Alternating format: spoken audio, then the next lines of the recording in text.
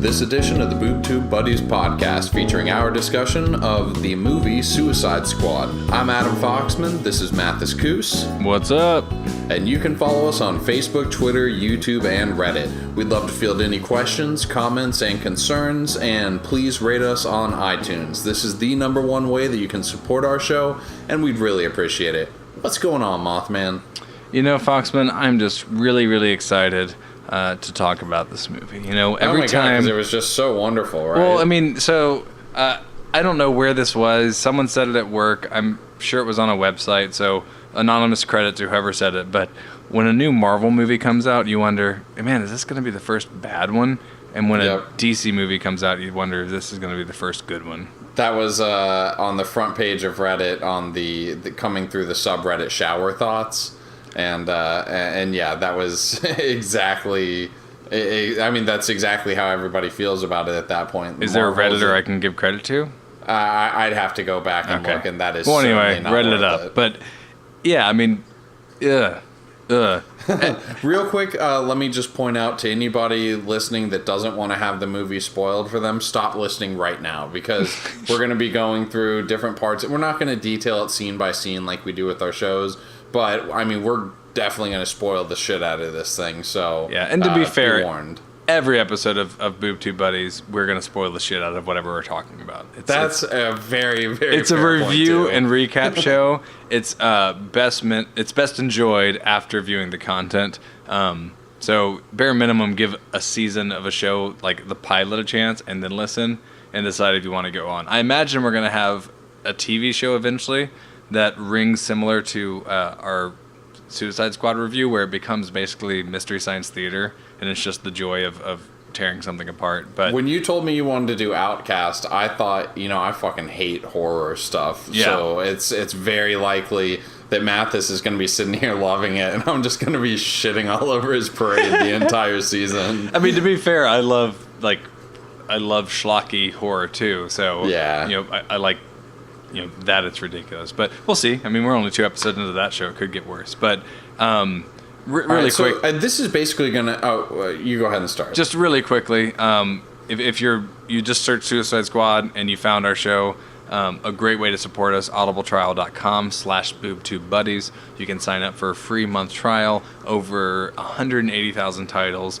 You can basically buy a book with your subscription monthly fee, which is almost always a tremendous savings compared to actually buying the audio CD or the MP3.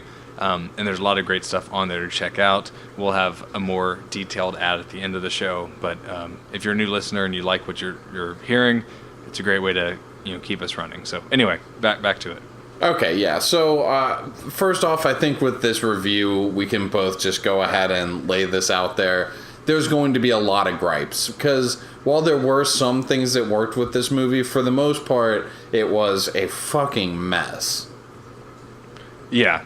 So, I don't know. It's always bittersweet for me. I am a huge comic fan, which Adam can attest to, and I'm mostly a Marvel fan. From a reading standpoint, the characters I've followed have always been Marvel, and then over the years I've gotten to a point where I don't really follow characters. I follow like artists and writers. But at the same time, even though Marvel's my preferred universe, Batman has always been my single favorite comic character out of like the big two universes, right? And so I've always had a soft spot. So Suicide Squad, although most of the characters I don't give a shit about, the fact that there's going to be Joker, I knew there's a Batman cameo, I knew Harley Quinn was in it, and you have a few villains that are more Batman-centric, such as Killer Croc, and Deadshot's definitely appeared in quite a few stories I've read. There wasn't a way I wasn't going to see this movie, right? Yeah, I mean, I was extremely excited even after I'd heard all the bad reviews about it. Just because at this point, I liked Batman vs. Superman, despite, recognizing that it was such a piece of shit. Pretty much objectively a steaming pile of shit, Yeah, but I still enjoyed it, Oh, and I thought Suicide Squad would be the same, but no. God damn that pacing. Yeah, so like with Batman vs. Superman, and we won't review both movies here, but Batman vs. Superman, it was based on a lot of source material that are some of my favorite comics, and even though they butchered it and mixed stuff up and had Batman killing indiscriminately, the joy that came from seeing the Batman Superman fight. That's an iconic fight. Like, I don't know, it made it worth it. I was a little bit giddy to it. There's a childlike wonderment there. Kind of like Iron Man 1 is an amazing movie, but even if it sucked, just the first time you see Iron Man flying, or like the original Spider-Man, when you first see Spider-Man flying through the city, or, you know, swinging through the city, there's these iconic moments that the spectacle alone. Yeah, it's very easy to get lost in those spectacles, and just it's easy to set aside any problems and just enjoy the awe and the wonderment that comes with the visual of seeing that. Yeah, so you would think maybe the second viewing or the third viewing of Suicide Squad is where you say, you know what, that doesn't hold up. I'm going to watch the other comic movies. But yeah, they're not getting a second viewing from me anytime soon. They're not, but let me throw one thing out there real quick, and I will post this up on our Facebook and Twitter pages right around the time that we end up posting this episode. But there is a full list out there detailing all of the deleted scenes in Suicide Squad, and they are very Joker heavy. Like, I'd say minimum 50% of the scenes that were cut out of this, and there were like 20, were Joker scenes.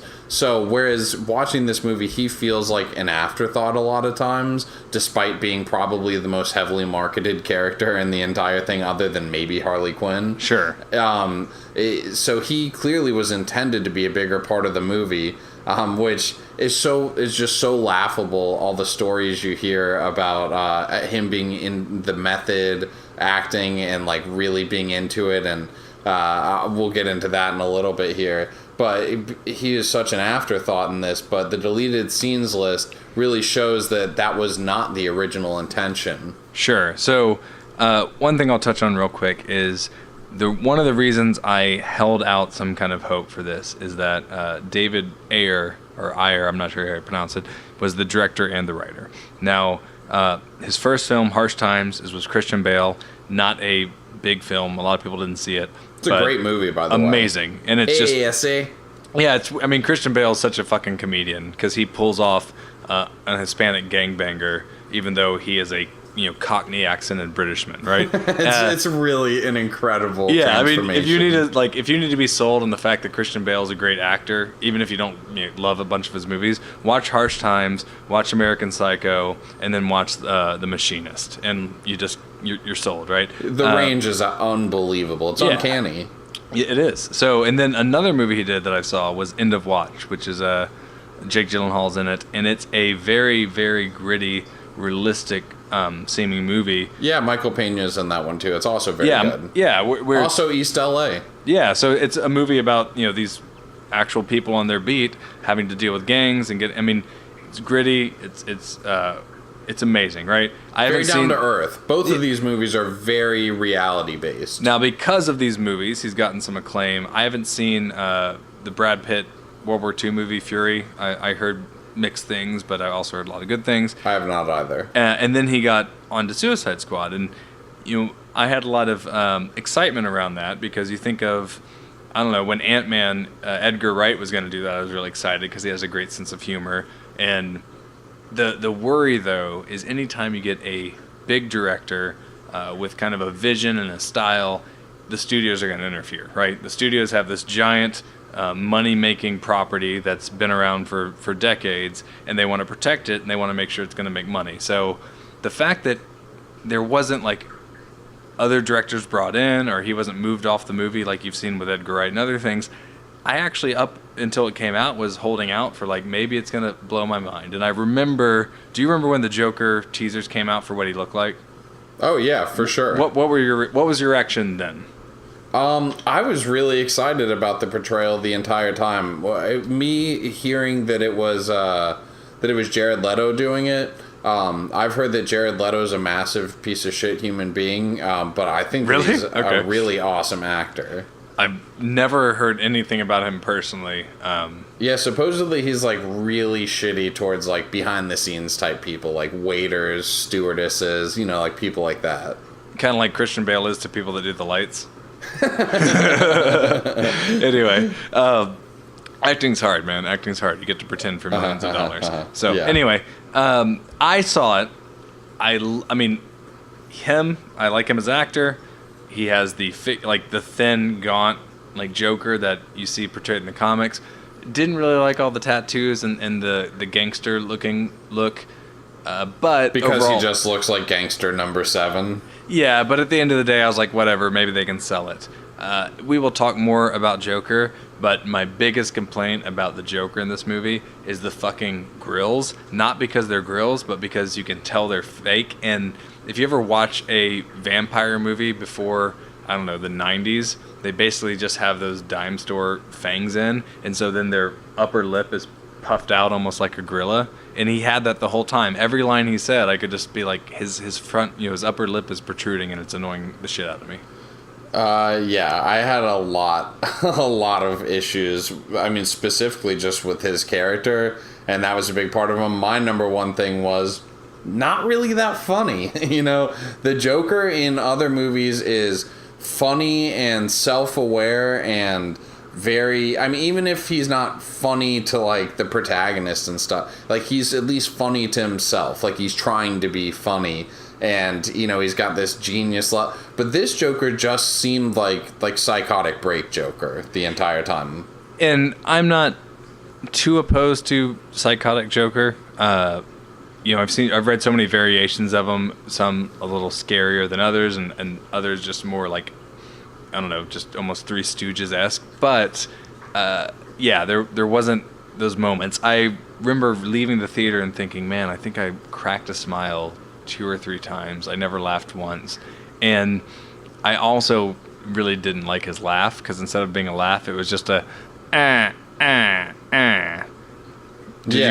was like a duck quacking. It reminded me of the laughing sound at the end of the 1989 Batman when Jack Nicholson, falls to his death, and then they go check him and they think he's alive because it's still laughing, but it's like a little recorder in its pocket and it's all shitty sounding. Oh, I do not remember that. Something like that. But I don't know. There's the intensity that he had and the way he said a lot of the lines. I actually liked and saw potential. I don't know. I hate to say that I'm interested in almost buying the Blu-ray just for the cut scenes and to see what could have been, and maybe what was more compelling got cut out because they wanted to have a 2-hour movie that had a plot start to finish. I don't know, but where do we go from here? So many disappointments. Okay, well, let me stick with this real quick, because okay. I had mentioned earlier Jared Leto's Joker pranks. So he was in full-on method acting throughout this thing, and it's kind of fucking bizarre that that's the case, because he doesn't. And the things that I'm about to tell you are even more bizarre when you think characters like Will Smith, whoever, the guy that plays Killer Croc, Slipknot, Boomerang, Captain Boomerang. None of them were actually in any scenes with Jared Leto, and yet he apparently would send things like a really beautiful black box with a nice love letter to Margot Robbie that had a live rat in it. And then to Will Smith, he sent him a nice letter that had bullets in it. And then apparently he had his henchmen dressed up in character and everything like that, come into a table read and throw a dead pig onto the table. And apparently he sent Killer Croc some sticky Playboy magazines to take care of the Killer Croc's character needs. And then he apparently, when they wrapped, sent everybody dildos and switchblades. And there's even a rumor that he sent used condoms to everybody. Yeah, and I read all about that stuff, and I swear I read, and I would have a hell of a time finding it because it was months ago, but I swear I read an article that was basically an Onion-type article, because the more, 3 paragraphs in, I realized it's just making fun of Jared Leto, because it was basically talking about, Jared Leto's so dark and deep and into his character that he did this. And then he did this. Oh, and then you wouldn't believe what he did next. And it just kept going. But, the hyperbolic language obviously wasn't of someone that actually thought it was cool. It was just like, Jesus, what's wrong with him, right? Well, and the problem is, after seeing the movie, it feels like the method acting was less important for the actual performance and more just like a cheap marketing ploy. And I don't know that it was a marketing ploy. I mean, half of me, I've heard, Jared Leto gets really into characters. Oh, he's a very serious actor. I'm sure that that's not the intention. I'm saying like my that point seems is, like I think he was afterwards. I think he was just doing this stuff because whatever, he's getting paid millions of dollars. Like, why not embody this character for however many months you got to shoot, and then they're like, hey, this is good publicity, and maybe they knew they didn't have a good movie, so let's start leaking this stuff. But I also kind of felt, and I don't know, I almost felt the method acting and the extremes he took it to were kind of tasteless because of all the rumors and speculation about Heath, and the fact that like Heath would also do method acting apparently, and wear like heart Joker boxers and do these weird things, and it wasn't publicity. They weren't really talking about any of that stuff, but there was always this speculation and rumor that he never got out of that. Like, he went to such a dark place to do that movie, which is one of the best performances of all time, and then he ended his life. Well, I'm actually going to tie into that with the next thing that I was going to say, which is a confirmed rumor from the director himself, was that they hired a psychiatrist to be on set at all times because he wanted and encouraged the actors to really lose themselves in the despicableness and the evilness of their characters, and then had the psychiatrist on set in case anybody needed to have like a decompression session with the psychiatrist afterwards, which after watching this movie is like really laughable. It is. It's very laughable. For those of you that need a synonym, a confirmed rumor is also a fact.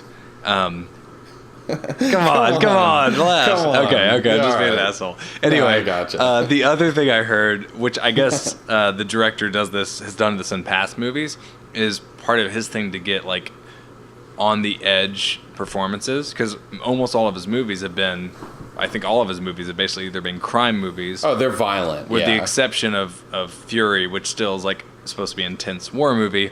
He sleep deprives them, so he has he basically gets people 24 hours straight without sleep, and then he has them go in and film for certain scenes that are supposed to be more intense. And so I was looking for that glimpse of greatness, that glimpse of like borderline like psychosis, and you know what I mean, like not that I was expecting the movie to be great, but like, is there that scene where you see Will Smith crossover, and I just couldn't find any of that. No, and honestly, the actors themselves did an okay job for what they were given to work with. Because the issue here was less about the performances for me and more about the storytelling and the pacing. Let's talk about, pacing aside, let's just talk about the plot, right? Okay, yeah, the plot was, goddamn, it was so bad. That was the worst part about the whole thing, was the plot itself. Like, even on paper, I don't see how that could have been good. I really don't. So they're in...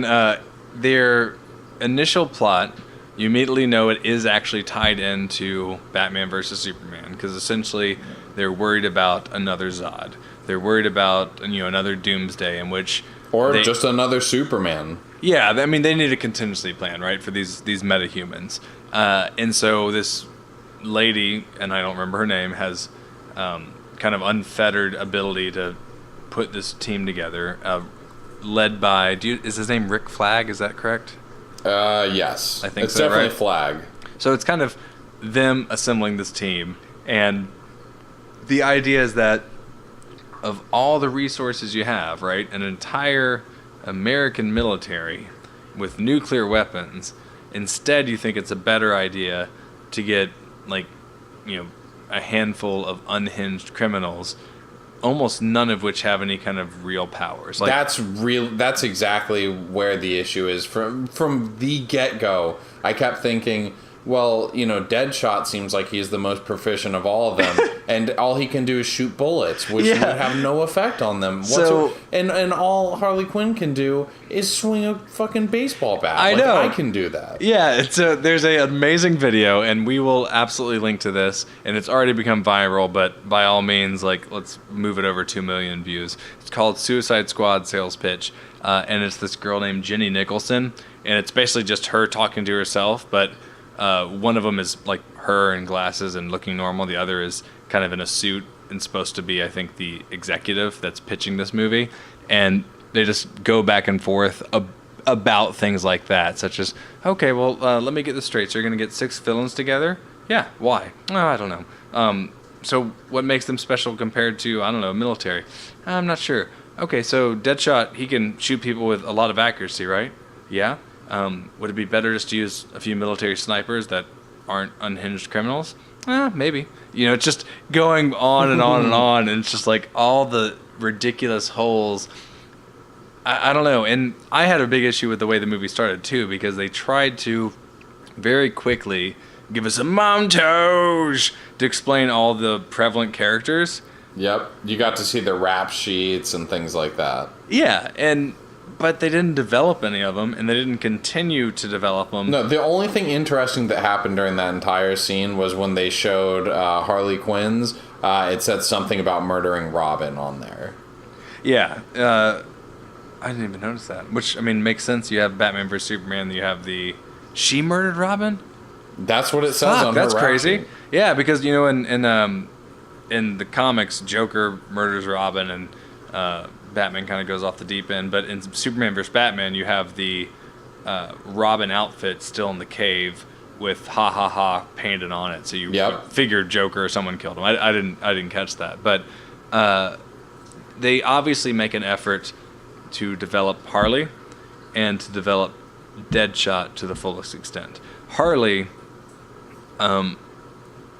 they did a so-so job with, but even then, like, they just cut her origin so short, because the idea is she's a psychiatrist for Arkham, and after interviewing the Joker, she essentially falls for him. But God, couldn't those be like super compelling scenes to actually have the dialogue happen? Yeah. Have that slowly develop through a series of flashbacks, maybe through the entirety of the film. The cutscenes that I'm telling you about, that's what they are. They're like almost all either background story with her and the Joker, or behind the scenes stuff like of Joker, say for example, you know how he has to go break into this government facility to steal some piece of technology to get that thing out of her neck. So like they cut that scene, they cut background scenes that were supposed to develop their characters. Sorry to cut you off, but I wanted to just kind of like say that one more time.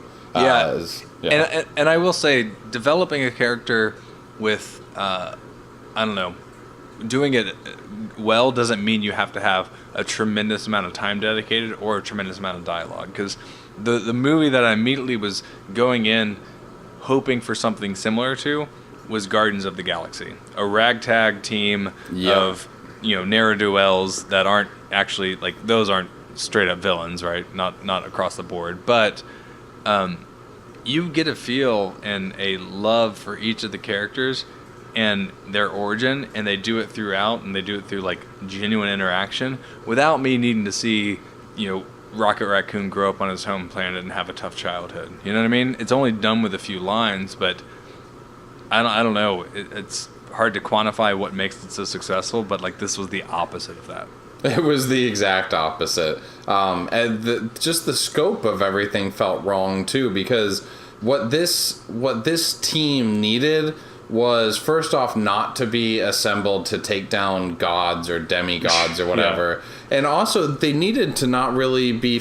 even Enchantress, like, that was too large scale for me. Like, they should have narrowed the scope down. I've read online a really good idea, which would have been, to have the squad say, instead of going after Enchantress and taking down a demigod, to do more, like, human or private ops activity that the government could then distance themselves from afterwards, like breaking into LexCorp to steal some sketchy artifact that Lex had, and, you know, wanted to make it look like the villains were doing it for their own self-interest if they were caught, you know, something like that. I love that you bring that up, because I mentioned to you before we started that I basically made an alternate movie in my mind, and that was the same conclusion I came to. Like, so one, Rick Flag, you know, they're concerned about there being other Zod-like attacks, and they need some kind of task force, right? But at the same time, they have all these files on these metahumans that they know are doing good, they just don't have control of, right? So they know about Wonder Woman and Aquaman and Flash and all these other things, and,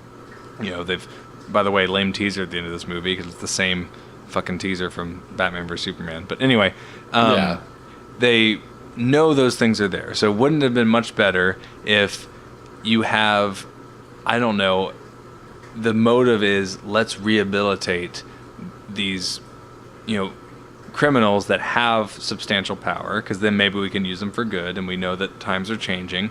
And as they slowly put this together, they start to put them on just small missions. I mean, they don't even have to be large scale. Like, if you just sent Killer Croc and Harley or something on a small mission and tested it out and this, that, and the other, and you go through it this... could be 21 Jump Street style stuff. Well, yeah, you go through these simple, small-scale missions just to make sure they're comfortable and they're reliant and it's very containable and it's out of the public eye, Black Ops stuff, and you build up to a bigger event at the end. But yeah, it doesn't need to be God level, because I'll tell you right now, I imagine if there's a giant event in a city like that could be seen from satellites and was all over the news, by the time the girl with the baseball bat and the guy with good aim gets there, you're already going to have Flash and Aquaman or whoever else have showed up and trying to do something about it. Maybe right? even I mean, definitely somebody else would have showed up at that point, which I read in so many different reviews as being like, why the hell did none of the other dozens and dozens of superheroes in this universe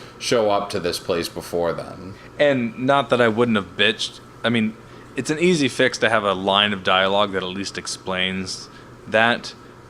I mean, I still would have bitched because they haven't developed it. But if they have the Justice League movie come out and maybe it's taken time, place at the same time, and they're, I don't know, off planet or on another side of the globe fighting one catastrophe, and this happens to break out. But either way, yeah, it doesn't make any real sense. No, it was really stupid. And then, let's talk some more about some different characters. Okay, so what did you think about Captain Boomerang? Captain Boomerang, he's a weird character to begin with, because he's always been a minor character. I liked the actor. I thought he was funny. I thought there was potential there, but they didn't utilize it. Dan... and one of our other fellow Boob Tube buddies brought up something really funny to me, which is right when they basically say they were all allowed to go, and then they decide to go get a drink together, right? Yeah. Boomerang runs away, but then he immediately comes back like a boomerang. Yeah, but it would have been funnier if he just ran away and you never saw him again. Oh yeah, to me that would have been actually funny if that was the that would have been the thing. laugh out loud moment where he's like, "Oh, you're all free to go," skedaddle, and then whatever, maybe you have an epilogue and show where he went, and that's your teaser. But overall, I thought he was one of the better, more entertaining actors, but given very little. Well, yeah, okay, let me kind of flesh out what you said about giving him very little. It was so little to the extent that when the Enchantress was showing all of them their deepest desires, they just skipped over him. Oh, God, I forgot about that. And they gave it to, is El Diablo his name? Yeah, they gave it to El Diablo. And I understand him being important because he's the only one that actually has any powers worth a damn that isn't Enchantress, but... I hated his character. Oh my god! I hated it so much. It seemed emo gangbanger. Yeah, it just is so poorly done. That's really what it was. You could have felt for him, but it basically was just annoying that he was just a non-entity throughout the whole movie. Non-entity, didn't want to fight. I feel like you could have sold me on the fact that even without knowing his full background, he doesn't want to do any more harm. Well, no, you don't understand. We're making you part of a team that saves the world. Oh, okay, then I'm in. But they had to I don't know, pull him kicking into it. Yeah, pull him kicking and screaming into it. They're in the bar and he's bitching over. The worst line in the entire movie. What was which that? Is okay. So they've probably been together maybe 12 hours at this point, maybe that they've known each other, and I can't remember exactly when it's at it, but at some point he turns and he says, "I lost one family, I won't lose another." Calling all of them his family. And I'm thinking, are you kidding me? How is that's so stupid that he would call them his family? That pulls me to another gripe, which is the fact that why the fuck were they so sad about Harley? Right? Okay, she's the hot girl and she's funny, but her boyfriend only obviously had some kind of master code and only saved her, and she didn't fight for the rest of everyone else armed. And even though, like, Deadshot was trying to say, like, hey, your boyfriend will help us out or whatever, she just abandoned them, and yet he still couldn't bring himself to kill her, and then they were all, like, heartbroken about... I mean, that I did not buy that at all. No, it was stupid. Yeah. So, you know, let's... we can keep shitting on this later, but what was your favorite scene? What was the scene you actually liked? Oh, God. Why don't you start so I can think about it for a second? There's one scene I legitimately liked, and it's that one scene that kind of captured some of the, like, silly fun of Guardians, which was simply like just the suit-up scene before they got onto the mission. So when everyone gets all their gear that obviously was taken from them when they went to prison, and she has this whole box of toys and outfits and decides on one, they have the actual, like, comic book Harley Quinn outfit. The fact that Croc... his outfits were just, like, super pimped out clothes. That was, like, the one scene I liked. Okay, the one scene I liked is super... This is going to seem like a really weird choice, but I really liked that when they cut to the scene of Flag looking out of the hotel, like, right before the Enchantress takes over his girlfriend in her sleep.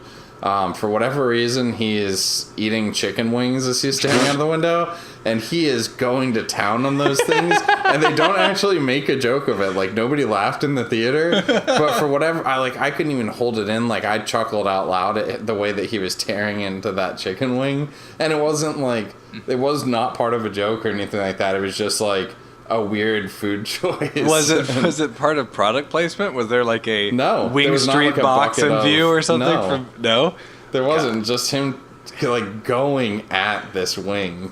Fair enough. That's sad that that's the favorite scene. But there's a scene that I thought visually was kind of cool. And if you are comfortable with Joker's origin, it's, you know, him basically asking Harley to truly take the plunge into the vat of chemicals, which was still kind of lame, but I actually kind of liked that scene. I did kind of like the scene overall. What annoyed me was the fact that they clearly just had, like, paint in there to make a nice visual image. Yeah, it was not realistic. It did look cool, though. The colors did look cool, but I remember in the trailers always being confused. I was like, oh, I can't wait till they explain that. Like, what is it? And I mean, I was fooling myself. It's supposed to be their clothing. Costume paint, I thought. But she didn't have costume paint on. She was just normal, and he pushed her in. And Joker's not supposed to have makeup on. That's just the color of his skin. So I thought it was supposed to be like the dye and the clothing disintegrating, because, you know, their clothes is in tatters, but clothes doesn't disintegrate into, like, pure primary colors. Huh. Wow. That's worse than I thought. Because I just assumed it was, like, their makeup. Yeah. Man. I'm just getting sad.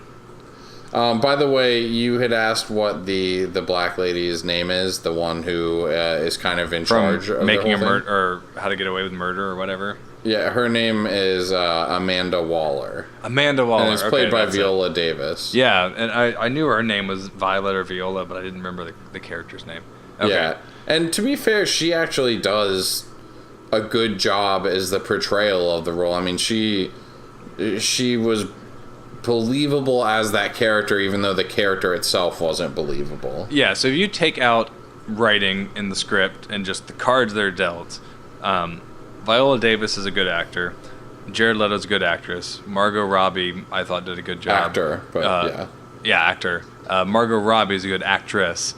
And I thought Will Smith did a good job with Deadshot. I thought he did too, and I thought Jai Courtney, the guy who plays Boomerang, I thought that he was good. For whatever reason, and I knew it wasn't him, but I just kept thinking it was Tom Hardy.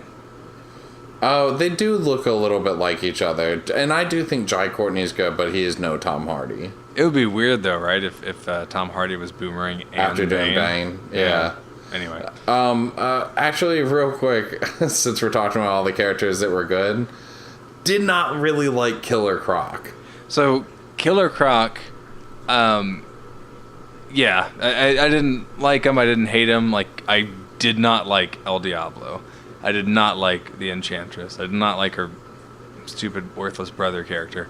But Killer Croc, I really liked the makeup until he took his clothes off, and then I was like, why is his head so big? So the actor I've seen in other shows, and he's actually very big and muscular. He was in Lost, for example, and they just decided to go with his actual body build, but with the prosthetics or whatever they used for his head, it looked so disproportionately small that it was like, at first, I thought he looked so cool. I thought it was disappointing that they had him wearing all the clothes. I thought that they should just have him be as much Croc as possible, at least shirtless. Rock out with your Croc out. Nice. Yeah. But then when he actually did take the shirt off there at the end, I was like, oh, that's really fucking bizarre looking. Yeah, and I don't know the actor, but I just think of, any big wrestler like John Cena or The Rock or any of those people. If you did, I don't know, prosthetics on them, their bodies are hulking, and you could have definitely pulled off the proportions, but I don't know. Yeah, that was super bizarre. But then to me, what was more troubling about that was he just became more and more like stereotypical, like almost like offensively stereotypical black man. And then the nail in the coffin for me was the BET thing at the end. Like that was to me like basically like the white flag going up, like, okay, like let's give up on this character and just make him a full on stereotype. Wait, what was the BET thing? I may have been asleep at this point.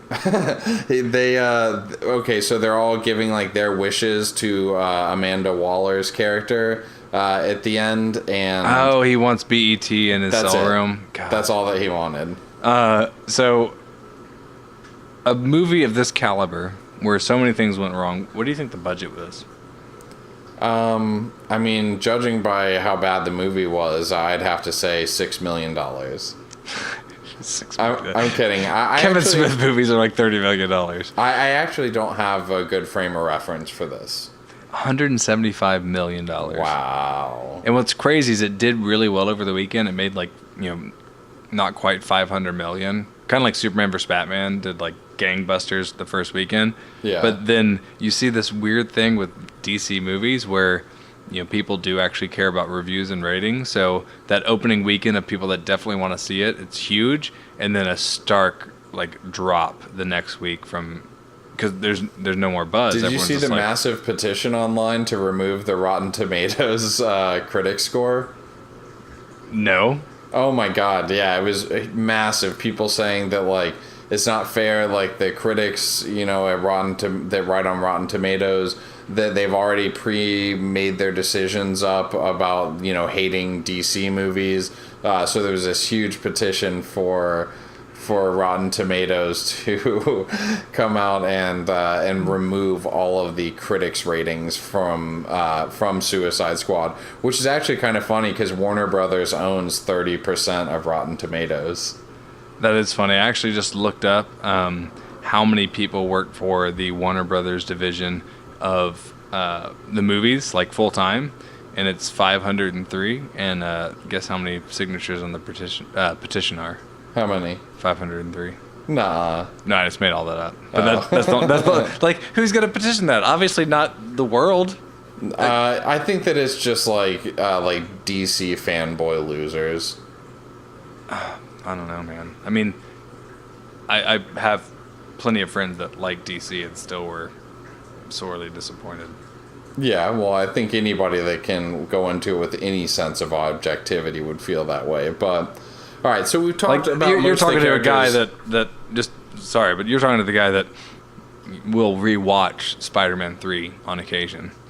Oh God, no! You probably just love that scene where he goes full on Mothman and is strutting down the street in his emo God, outfit. I love that. It reminds me so much of The Mask when he has the eyeliner on and everything. Oh, that's funny. Yeah. It's. I mean, that's one of those movies though that, as much as I liked that series so far, and I like Sam Raimi, and I was very disappointed. Like, I don't know, it had its charm and it had its moments, and honestly, first half of that movie, best Spider-Man movie, and then it just becomes the second half is the worst Spider-Man movie. But I can objectively say that, not some delusional DC fanboy asshole, Mm-hmm. So let's talk about the main antagonist in this movie, which really is Enchantress. So first off, what did you think about Is it Cara Delevingne? That's the actress's name. I might not be saying that right. I don't know how to say the name right, but it was... I don't know. Okay, so let's start at the very beginning with her origin, where she stumbles into this cave, and world's worst archaeologist, she immediately snaps the thing out. I wish there was like a moment where she was like, I don't know, scraping away at it and trying to pry it from the dirt, and then it inadvertently snapped off. But she basically just assumes it's an ancient Pez dispenser and snaps it off, and all that comes out is evil. And I think it's about right when you send in obviously a 23-year-old archaeologist into a dig site like this by herself. Oh my god, she was just trying to get a sweet selfie with it, you know? Yeah, but yeah, exactly. Every time you mention something, I'm like, oh, I had a gripe there too. So I love like weird occult stories and ancient gods and like Cthulhu mythos and anything where it's like an ancient evil's there. So to me, this is right up my alley, and they just fuck it over. Like, there's no backstory at all, right? I mean, no, there's not. If you're able all of her motivations throughout the entire movie as the Enchantress are murky as shit. Like, you don't. How uninteresting is it to me, like, at this point, to have another world-ending supervillain plot where her character's motivations are just basically, like, completely one-note world domination, I guess. Yeah, and I get world domination being the end goal, but give me some kind of road there. I mean, it's an ancient creature. How many ancient civilizations have been destroyed by like the greed of man or this, that, and the other? Like, it's very easy to tie it to some kind of emotional weight, and there just wasn't an effort there. Like, maybe you noticed that kind of interesting thing where she killed where Harley Quinn killed Robin. Maybe if you freeze frame it on the DVD or Blu-ray or whatever, when they have that open book picture about like the origin, do you remember that? Yes. And it's, maybe if you read that entire 2 pages of encyclopedia, you'll get a little more insight, but that doesn't seem like the best way to go about telling a story that's compelling. Yeah, I mean, and then what about the hula hoop dance at when she's at the end when she's channeling the thing? Well, what pissed me off too is, all right, why is she CGI? Like, her brother is giant, so maybe don't just hire a big dude and then enlarge him like they do in Lord of the Rings with Gandalf and just make him look bigger. Although it would look better, but it's a scantily clad woman in a like very human looking outfit, and then the only thing different is like the power coming out of her head. They couldn't have just put her in an outfit, filmed it, and then added this like that. I'm a big CGI critic. I mean, I get that you can do a lot of incredible things with it, but anytime you're using it in placement of something that would have been easier just to film and look, a simple practical effect, or just no effect necessarily really at all needed at all. Like, I get it when they do CGI gunshots on like mass zombie attacks in Walking Dead. I know it would look better if they actually had a blood packet explode, but I also get how intensive it is and how you have to hide the wires, and it at least makes sense. But this was not any easier. Like, they had 6 people at a computer for hours rendering this on what would have been a 10-minute shoot of her doing a hula hoop dance. Okay, we're on that scene already. Let me talk about another point. So earlier I mentioned that the squad shouldn't have been fighting something as powerful as the Enchantress and her brother. They should have just had a totally different villain. But, okay, the reason they're able to end up defeating her is because even though she is basically destroying the world and, cutting huge, like, naval destroyers in half and, like, killing, destroying satellites in the sky, instead of focusing any of that power on them, she chooses to get into a sword fight with them. Wait, she got in a sword fight? Do you not remember? She pulled out 2 swords at the end. I swear I obviously fell asleep. Like, I don't remember sword, or I might have just been so disinterested that I was building that better movie in my mind. I don't know, like, as some kind of mental defense. I do not remember the swashbuckling. Yeah, no, that's exactly what happens. So she comes in. Yeah, it's so fucking bad. silly. Okay, Okay, we're on that scene. It's so bad. And actually, I'm gonna credit a user on Reddit because his line right here was super funny to me. It's user undercooked underscore lasagna, and what this person wrote was about that scene. So Enchantress's brother couldn't be hurt by bullets or fire or blades, but thankfully they discovered his one weakness: explosions. Yeah. Yeah, they throw whatever bomb towards him and Deadshot shoots it, and that's the end for him. So, okay, so if that was the case, let's go back to the military thing here. If all it took was an explosion, why didn't they just fire a missile into there? It's true. And I will say, I imagine if I were to rewatch every Marvel movie with like a fine-tooth comb or superhero movie, right? Which I did do the Marvel movie marathon for 27 hours before Age of Ultron. But I imagine there would be like similar like suspension of disbelief pieces that are like, yeah, that doesn't really make sense. But the meat and the main plot and the developments there to where I'm immersed enough that I don't care and I'm along for the ride. But I don't know that... It's very easy to pick this apart because it is literally Swiss cheese. It is nothing but holes. Yeah. You look through one hole and you're peering out the side of another hole. Yeah, exactly. So I don't know. I mean, this seems like a pretty ridiculous one that they're swashbuckling and such, and it's just such an undeveloped villain. But either way, it's just a series upon series upon series of like, God, why couldn't they have done something normal? It just occurred to me another really funny part. Yeah, okay, so I was talking about her destroying with her machine. You know, it's this huge laser thing that's shooting up, and it when it hits the satellite, it shows like the government official in their war room watching it happen. And everything that happened in that room was really cringy to me. Like the first one, when that thing gets destroyed, they're actually watching it get destroyed on a monitor. So obviously there's like some other satellite up there closely positioned enough where it can see this one. And it said, oh no, our main satellite has been destroyed. Well, they obviously just had like a heavy duty GoPro set up in case of explosions. I guess so. It's just like, I love that then it goes to the naval destroyer being sunk and you're watching the video again of that.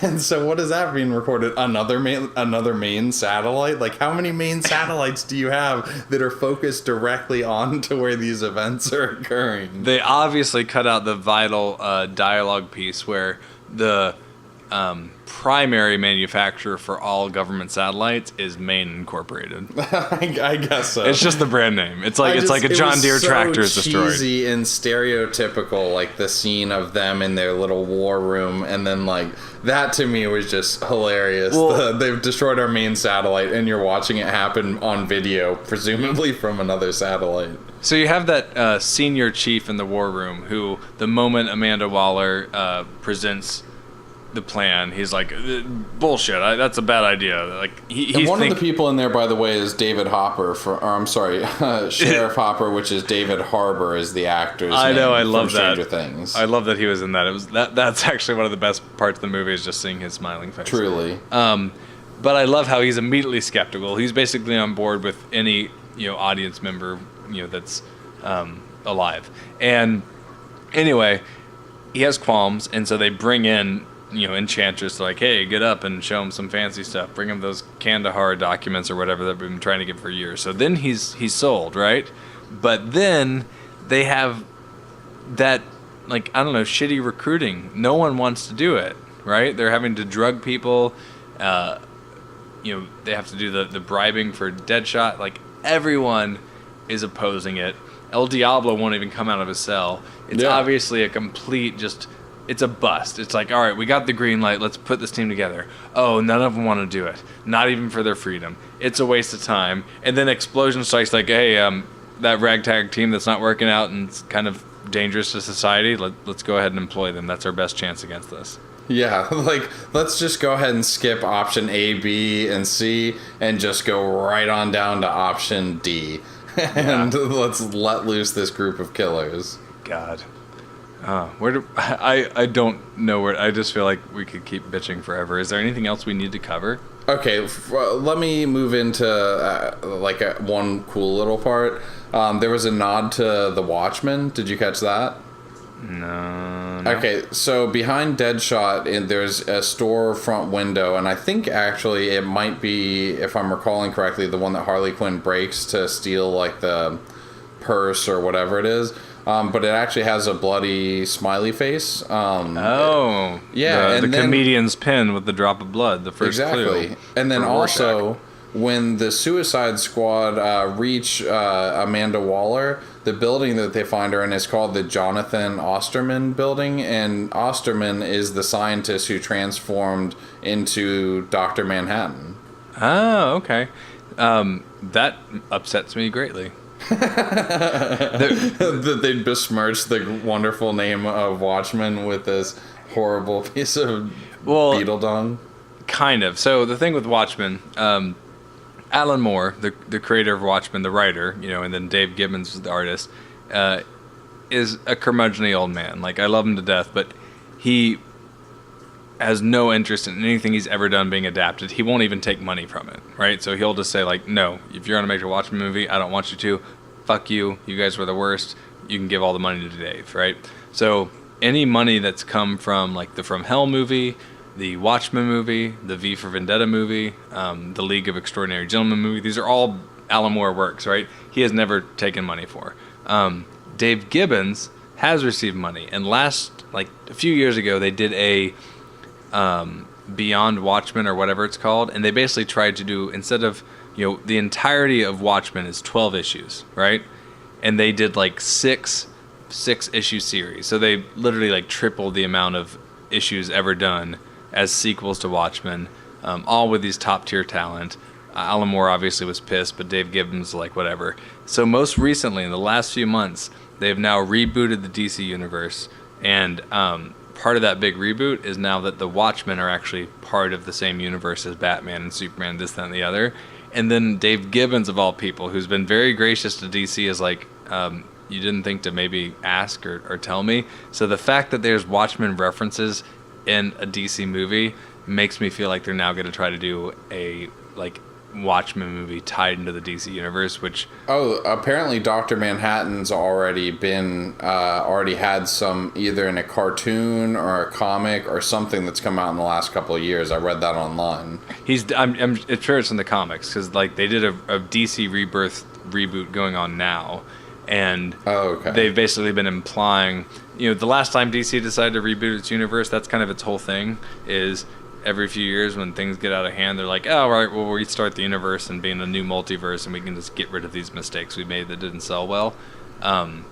They've had this one character called The Question, and The Question, oddly enough, is who Rorschach is based on. He's just a faceless, he wears a mask, but there's no face on it, and he's an investigator. You've never known who his origin is in the last, iteration of the DCU, and the new plot line is that's been Rorschach all along, and he's actually been part of this universe. They just haven't let fans know. And I'm going on and on about this, but long story short, they're trying to merge these universes, which I don't think anyone actually wants. You have Superman, you have Batman, you have the Justice League, you have plenty of crazy big stars. Do you really need to bring in other characters to make your movie successful? Especially if you then have to start altering stories to be able to sandwich them into something that's already occurring inside of the universe. It just cheapens everything on both sides. Yeah. But okay, real quick, so that we don't go on too long, I did want to go through some of my favorite bad reviews, and it's just single lines that I wrote down that I thought were funny.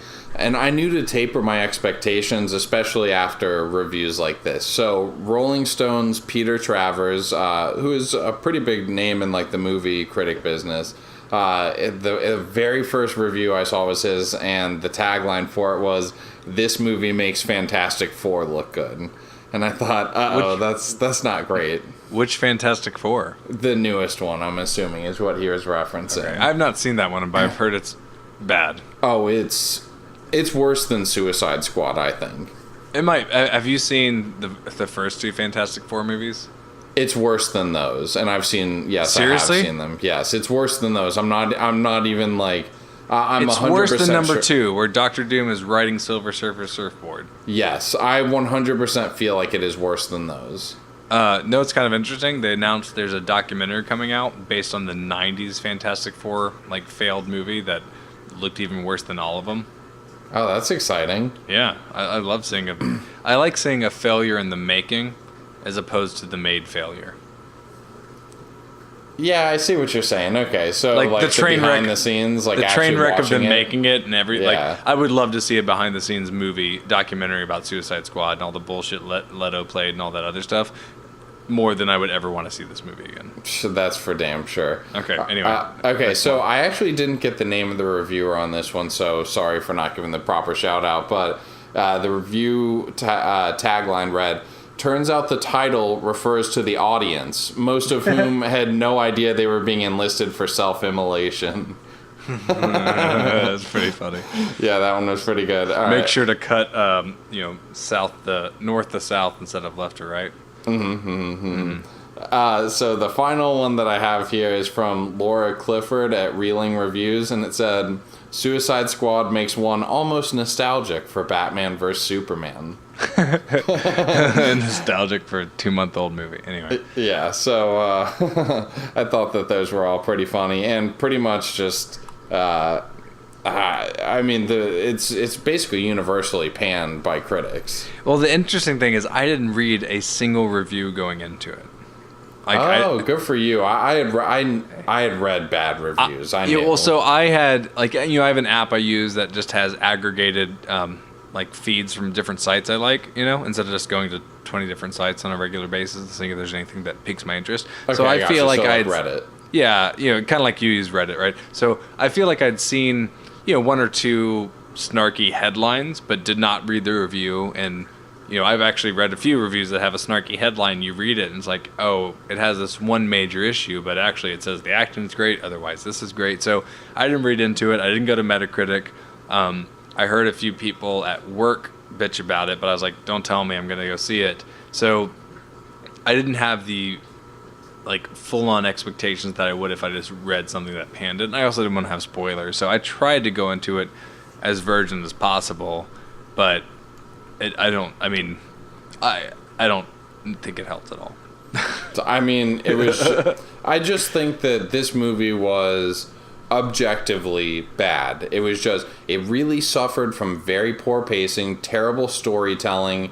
A lot of the issues I feel like occurred well before shooting ever would have happened, and then the editing at the end was bad too. Even the choreography in the fighting scenes was a bit of a mess. Sometimes it happened very blurrily. I will say once a fight started, it pretty much always just occurred in whatever set they were at, which made everything feel much more like a set. Whereas, if Batman and Superman are fighting, or any Superman fight, how it's traveling all around the city, constantly changing, which is just much more pleasing for the eyes, first off, but also gives you a little bit of...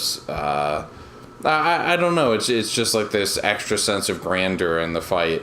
That never happened. Wherever they're fighting, that's where that fight takes place, and it's not done until the last stupid little faceless minion is dead. And those, that in and of itself isn't an issue for me, right? How many amazing action movies or kung fu movies have I seen that they don't have this fly if it's well choreographed. Yeah, it's not like Dragon Ball Z where you're flying across the the world and then fighting and going into a different dimension. But yeah, exactly. If it's well choreographed, if you actually care about the characters, you're not going to have with this group of characters that are apparently saving the world, but for the most part don't have any real substantial powers. You're probably not going to have them go from one locale to another. But God, if you couldn't give us at least some gritty fight scenes or spectacle, but there's not.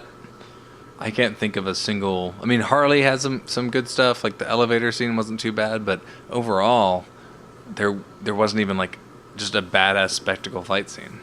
No, there really wasn't. So, anyway, we don't have to go too much more into it. Let me just ask you one little wrap up thing here. Scale of 1 to 10, basic rating system. What do you think? Scale of 1 to 10, basic rating system. I mean, 5. Okay. See, for me, it was really, really bad, but part of its saving grace was that they did have good actors who were believable in their roles, and there were some fun moments to watch, and so I give it a 4. I mean, I think that's fair. Like, I'm always bad with actual rating scales because I was going to say infamous, but no one even knows it does do this, so how could I be infamous? But on IMDb, like, I have a habit of, if a movie it doesn't have the rating I think it deserves, right? So if I think that movie You're is trying to balance it out. an 8, but it's rated a 6.9, I just give it a 10 to help raise it, right? So my view is very skewed. And if I think the movie's terrible and somehow it's like 2 points above, I just give to that me, shit a 5 1. is mediocre. Like, A 5 is mediocre, in which case it's kind of where I'm at with this movie. Only because I watched the Fantastic Four movies, and oh god, like this I would watch before those. And this movie is a clear example of style over substance. Yes. Right? Like, I think visually, kind of a cool movie. Not the actual spectacle of the fights, not the choreography, but the overall look and feel to it, and like certain aspects I really liked. I liked the marketing for it and kind of I don't know, it's a weird, like, gritty Technicolor feel. So I don't know, there's some aesthetics to it I do overall like, but god, yeah, I mean, a 5. It's a deep F. all right, well, for everybody listening, curious to see what you guys think too. At Boob Tube Buddies for Facebook, Twitter, YouTube, Reddit. Write in, let us know what you think. Please rate us on iTunes as well. And Mathis, why don't you go ahead and tie a bow on this bitch? All right, the bow I'm going to tie on this bitch is the fact that once upon a time, Guillermo del Toro, who is a favorite director of mine, was tied to a Justice League Dark movie.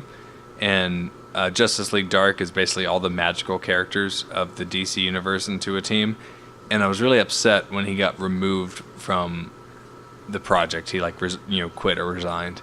But in retrospect, I kind of feel like, being that we have a nice, big, well-done director on this movie, and it was still a steaming pile of shit, that may have produced the one and only Guillermo del Toro movie I don't like. So, up-and-coming directors, established directors, great artists alike, avoid DC like the plague until they can get their shit together. Other than that, we'll see you next time, little buddies. This episode of Boob Tube Buddies was brought to you by Audible. Go to audibletrial.com/boobtubebuddies to try Audible for free for 30 days while also supporting your favorite podcast. Audible has over 180,000 titles and is constantly updating it with great content, such as this week where it added Getting Over It by Jennifer Lynn. A brief synopsis: dumped by her long-term lover while on a romantic getaway to Paris, Abby Fulton figures she's had about enough heartache in her life. When a sexy seatmate on her long flight home takes an interest and offers some carnal diversions, a few naughty moments might be just what she needs to bolster the old ego. Once again, that's audibletrial.com/boobtubebuddies.